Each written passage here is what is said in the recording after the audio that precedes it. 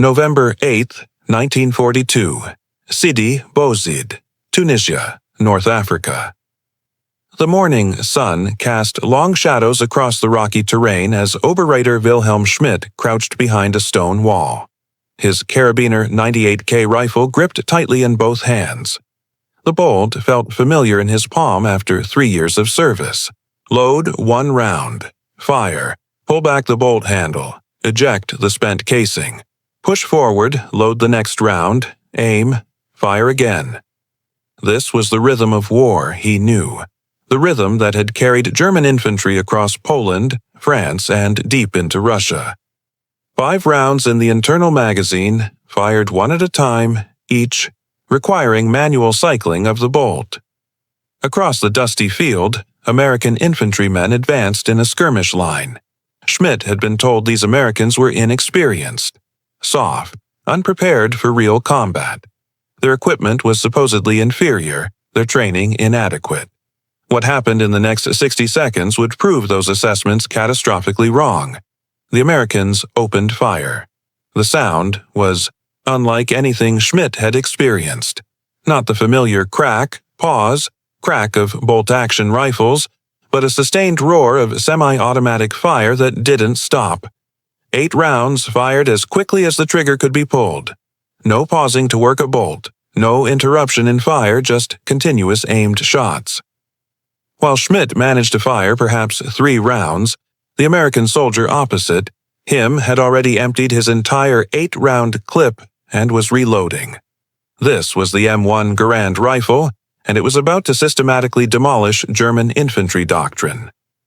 The psychological impact on German soldiers trained to believe in the superiority of Germanic arms and tactics would prove as consequential as the weapon's actual firepower.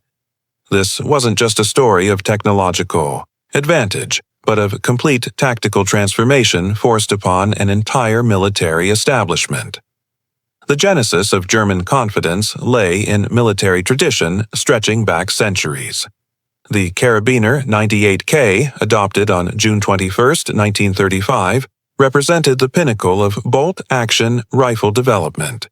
Accurate out to 550 YD with iron sights, reliable in mud and frozen conditions. Simple enough for conscripts to maintain. The KR-98K embodied everything a military rifle should be, according to German thinking. It fired the powerful 7.92 by 50 cm Musa cartridge capable of penetrating substantial cover. In trained hands, the KR-98K had conquered most of Europe. German military doctrine emphasized aimed fire from prepared positions. Infantry training stressed the importance of each round being carefully placed. A skilled German soldier could fire approximately 15 aimed rounds per minute from his KR-98K, working the bolt with practiced efficiency. This seemed adequate when facing Polish, French, and British troops armed with similar bolt-action weapons. The British Lee Enfield with its 10-round magazine could fire somewhat faster, but German officers considered this a trade-off against accuracy. When American forces entered major combat operations in North Africa in November 1942 during Operation Torch, German intelligence had prepared assessments of American equipment. These reports painted a picture of industrial abundance but military inexperience. American infantry, the assessments claimed, relied too heavily on firepower and too little on tactical skill. The M1 Garand appeared in these reports as a semi-automatic rifle of interest, but not particular concern. German analysts noted its 8-round capacity and self-loading mechanism, but pointed out it was heavier than the KR-98K at approximately 9.5 lb compared to 8.2 lb. The general assessment concluded that while the M1 offered higher volume of fire, it sacrificed accuracy and reliability inherent in simpler bolt-action mechanisms. Yet, American forces had already been using the M1 Garand in combat since December 8, 1941, when Japanese forces invaded the Philippines the morning after Pearl Harbor. M1 rifles shipped between August and November 1941 had equipped the U.S. Army's Philippine Division and elite Philippine Scouts. These soldiers used their Garands effectively enough that Japanese troops reportedly believed they faced machine gun fire.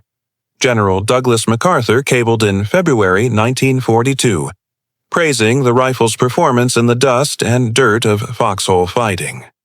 By the time German forces faced Americans in North Africa, the M1 Garand had proven itself through nearly a year of brutal jungle combat.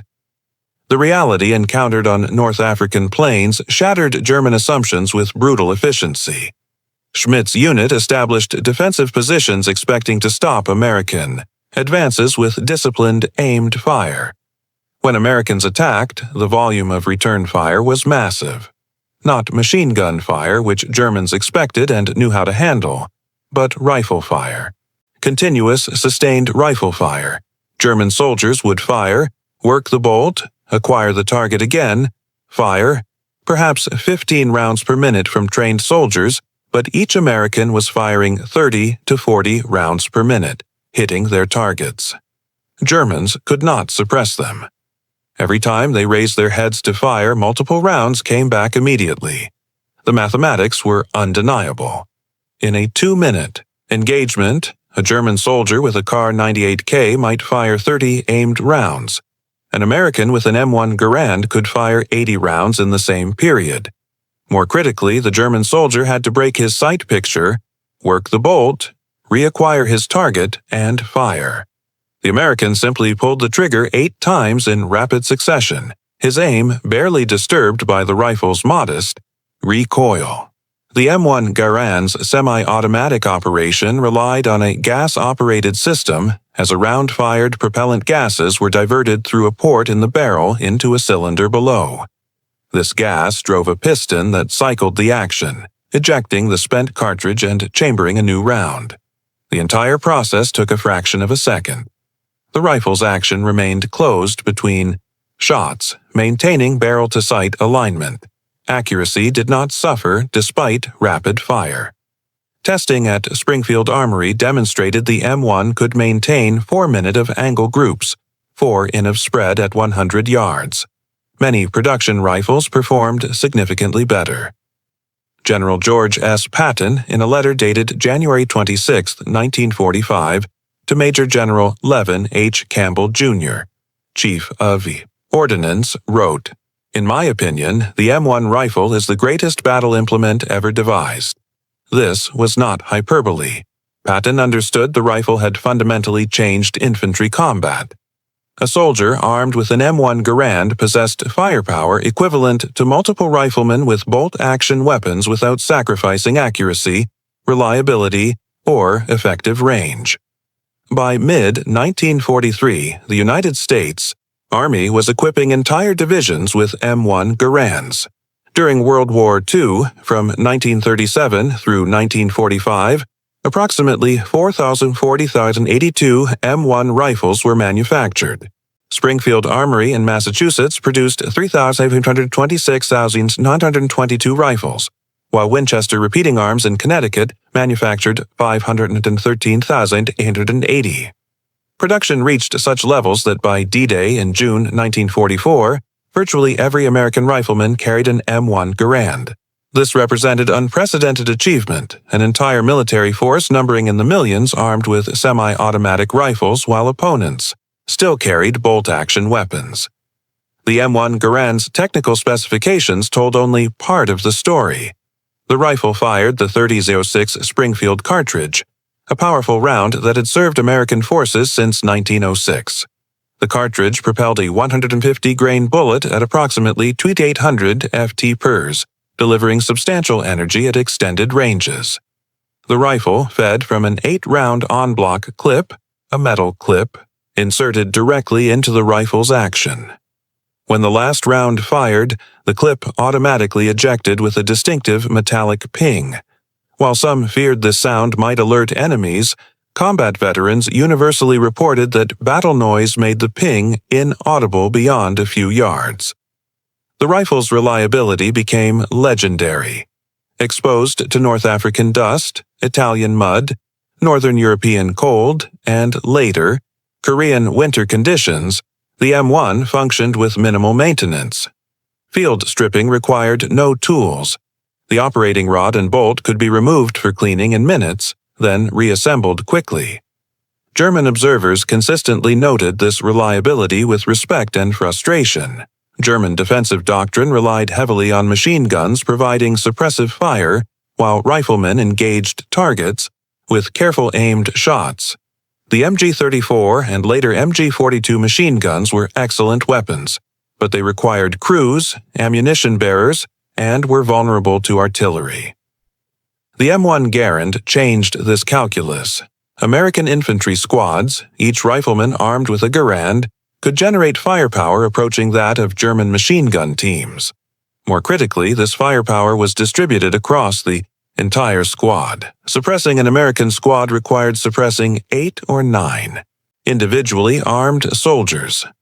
The Italian campaign from September 1943 onward provided German forces extensive experience fighting American troops.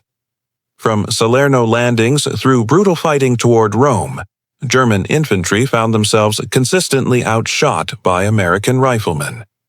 A March 1944 report from the 94th Infantry Division, captured after Rome fell, noted that encounters with American infantry typically resulted in Germans being pinned down by rifle fire, even when Germans held superior positions. The report recommended increased machine gun allocation to compensate for American advantage in infantry firepower. The German military establishment recognized the problem and attempted solutions. The GE-41, introduced in 1941, was Germany's first attempt at a semi-automatic infantry rifle. Two competing designs emerged: the G41M from Mauser and G41W from Walter. Both proved deeply flawed. German specifications mandated no gas port be drilled in the barrel, fearing premature wear. This forced designers to use complex gas trap systems at the muzzle. These systems proved unreliable, fouling easily and adding unnecessary weight. The rifles were complicated to manufacture and maintain. Production remained limited, with estimates ranging from 6,000 to 15,000 total units produced before the design was abandoned. German designers studied captured Soviet SVT-40 rifles and acknowledged that the gas port system they had rejected actually worked. The result was the Ge-43, introduced in October 1943. This weapon incorporated a simpler gas system and detachable 10-round magazine. It was lighter and more reliable than the G41 series. Production totaled approximately 42,713 rifles by wars, and with about 53,435 fitted with telescopic sights for designated marksmen. The G43 was capable appreciated by soldiers who received it. However, it arrived too late and in too few numbers. For every 50 Kar 98K rifles produced, only one G43 was manufactured. The vast majority of German infantry continued carrying bolt-action rifles until war's end. Even soldiers who received the G43 found it was not equivalent to the M1 Garand. The German rifle, while effective, was more complicated, more difficult to maintain in field conditions, and suffered from parts availability issues as German industry came under increasing strain. The fundamental problem was that Germany had entered war without an effective semi-automatic infantry rifle and never caught up. The impact of the M1 Garand extended beyond simple firepower. The rifle changed how American infantry fought. Training emphasized rapid target acquisition and continuous fire. American infantry tactics assumed every rifleman could put substantial fire on target quickly. Squads advanced by fire and maneuver, with half the squad laying down covering fire while the other half moved. The volume of fire from M1 Garands made this tactic devastatingly effective. At Omaha Beach on June 6, 1944, the 352nd Infantry Division defended fortified positions on the bluffs. This full-strength 12,020-man division occupied what should have been nearly impregnable positions with excellent fields of fire, reinforced concrete imp placements, and interlocking machine gun positions. When Americans reached the base of the bluffs, their fire was overwhelming. Every man had a semi-automatic rifle and used it continuously. German defenders could not maintain aimed fire because incoming rounds were too numerous. Machine gun crews were targeted by dozens of rifles simultaneously. The Normandy fighting in June and July 1944 provided German infantry extensive exposure to American firepower. In confined hedge spaces where combat occurred at ranges under 100 YD, the M1 Garand's rapid fire proved decisive. Traditional German tactics of a few riflemen covering a position while others maneuvered no longer worked. Covering fire from M1 Garands was too heavy, too sustained, forcing German troops to keep their heads down. Statistical analysis conducted by the U.S. Army's Historical Division after the war, examining after-action reports and casualty data revealed that American infantry squads inflicted casualties at rates significantly higher than expected, based on their numbers. While many factors contributed, including artillery, air superiority, and logistics, the consistent advantage in infantry firefights pointed clearly to the M1 Garand's role. American infantrymen could expect to win engagements, even when outnumbered, provided they had reasonable cover and adequate ammunition. The German Army's solution came in the form of the Sturmgewehr, the world's first true assault rifle, firing an intermediate cartridge, the 7.92 by 33 mm from a 30-round magazine in either semi-automatic or fully automatic mode. The St. G44 represented revolutionary thinking. Approximately 425,977 were produced mostly in 1944 and 1945. But, like the G43, the St. G44 arrived too late and in insufficient numbers. Most German infantry never saw one. Those who did often lacked adequate ammunition as Germany's industrial capacity crumbled. The M1 Garand's technical evolution began long before World War II. John Cantius Garand, born January 1, 1888, in Saint-Remy, Quebec, Canada, moved to the United States with his family in 1899. He began working at Springfield Armory on November 4, 1919, devoting nearly 2 decades to perfecting his semi-automatic rifle design. Early prototypes used different operating systems and calibers. The U.S. Army originally favored a 276 caliber cartridge offering better ballistics than 3006, but General Douglas MacArthur, then Army Chief of Staff, insisted on retaining 3006 to utilize existing ammunition stocks and maintain compatibility with machine guns. This decision, made in 1932, delayed adoption, but ultimately proved sound. Garand continued refining his design through the early 1930s. The rifle underwent extensive testing at Aberdeen Proving Ground and Springfield Armory. Problems were identified and corrected. The gas system was simplified from an early gas trap design to a simpler gas port system. The trigger mechanism was refined. The stock design was improved for better ergonomics. On January 9, 1936, the rifle was officially adopted as the U.S. Rifle Caliber 30 M1. Initial production was slow, with only a few thousand rifles manufactured in 1937 and 1938. Production accelerated as war loomed, reaching 600 rifles per day by January 1941. The M1 Garand served American forces through World War II, the Korean War, and into early Vietnam years. It was not officially replaced as the standard service rifle until the M14 was adopted in 1957, designated as a replacement on March 26, 1958, with the first deliveries to troops beginning July 1959. Full transition across all units took until 1961. Even then, M1 Garands remained in use with Reserve and National Guard units into the 1970s. The M1 Garand's psychological impact on German soldiers manifested in profound ways. The weapon represented technological superiority that contradicted everything they had been taught about American capabilities. German soldiers had been conditioned by propaganda to believe in Germanic technological and tactical superiority. When individual German infantrymen, properly equipped and well-trained, found themselves unable to win firefights against individual American infantrymen. The myth of superiority collapsed.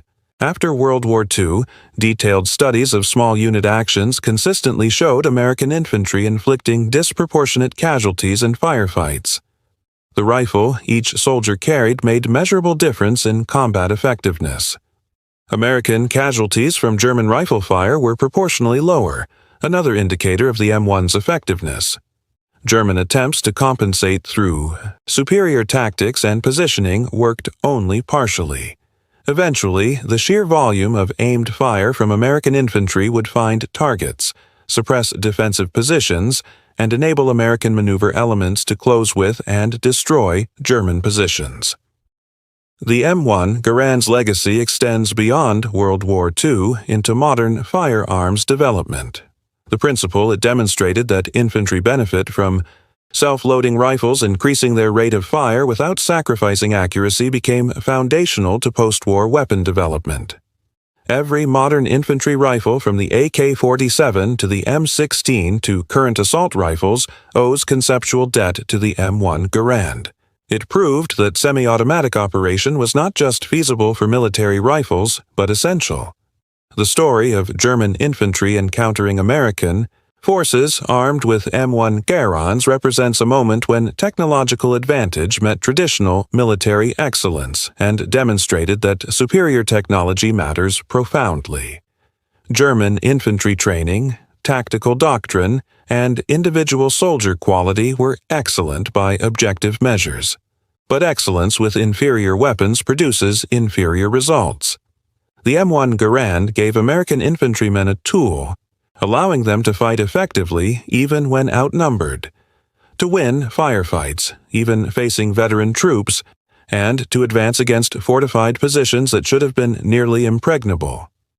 From the Philippines to North Africa, from Sicily to Normandy, from the Hedros to the Rhine, the M1 Garand served faithfully and effectively.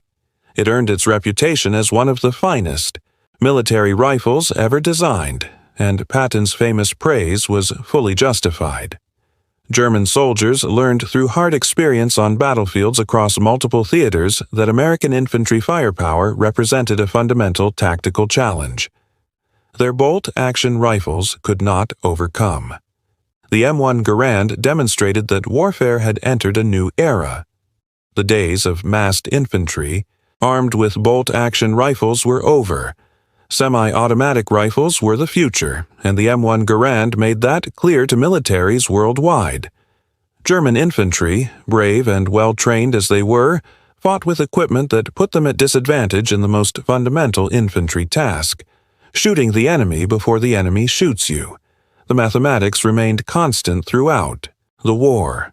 In the time required for a German soldier to fire 3 carefully aimed shots from his Kar 98K, an American soldier with his M1 Garand could fire 8. When both soldiers were equally trained and skilled, the American would hit 2 to 3 times as many targets.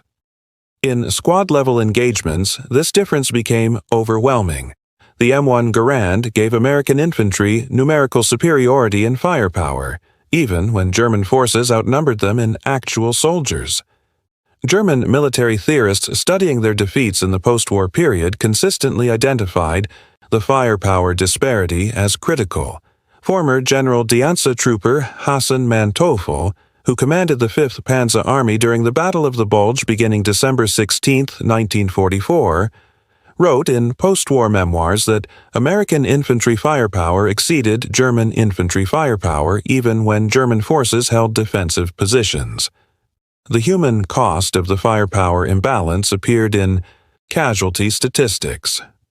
While many factors affected casualty rates, including artillery, air power, tactics, and terrain, studies of small unit actions consistently showed American infantry inflicting disproportionate casualties in firefights.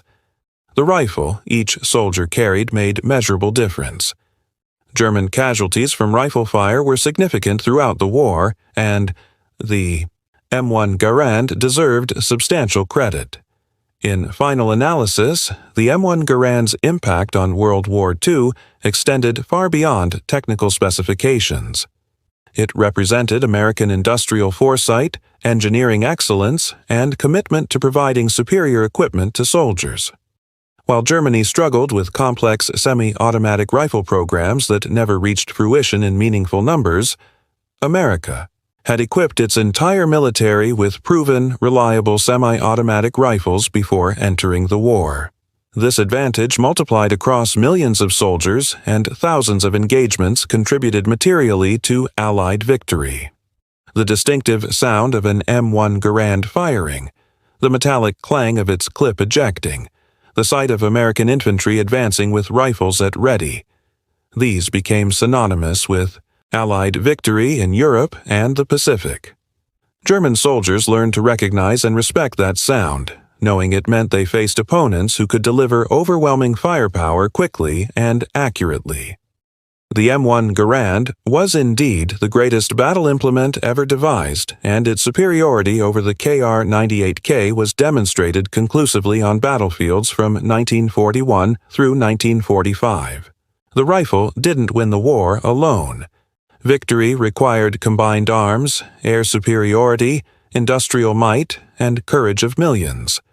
But at the squad level, where soldiers actually fought and died, the M1 Garand provided clear and measurable advantage that German infantry could not effectively counter. That advantage made difference in countless engagements, saved American lives, and helped bring the war to swifter conclusion than might otherwise have occurred. The M1 Garand stands as testament to what properly designed military equipment can achieve. It proved that investing in soldier capabilities, giving them the best possible tools, pays dividends in combat effectiveness and mission success. The rifle served American military for over 2 decades, equipping soldiers in 3 major conflicts.